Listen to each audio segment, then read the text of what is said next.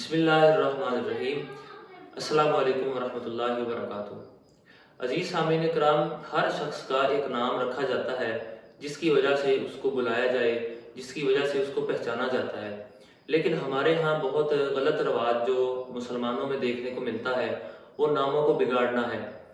اللہ تعالیٰ نے ہمیں اس حوالے سے کیا حکم دیا ہے؟ پارہ نمبر 26 ہے، سورۃ الحجرات ہے، آیت نمبر 11 کا کچھ حصہ ہے۔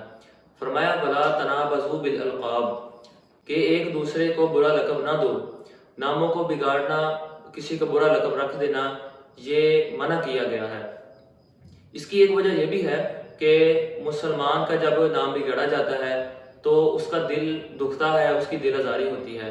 نبی پاک علیہ الصلوۃ والسلام نے ارشاد فرمایا مسلمان مسلمان کا بھائی ہے، نہ اس پر ظلم کرے، نہ اس کو رسوا کرے اور نہ ہی اس کی تحقیر کرے، اس کو تذلیل کرے۔ مسلمان مسلمان کا بھائی ہے تو اس کی تذلیل کرنا، اس کا برا نام رکھنا، یہ اللہ تعالیٰ کے اور اللہ کے رسول کے حکم کے خلاف ہے۔ اللہ تعالیٰ ہمیں اس سے بچنے کی توفیق عطا فرمائے۔ وما علینا الا البلاغ۔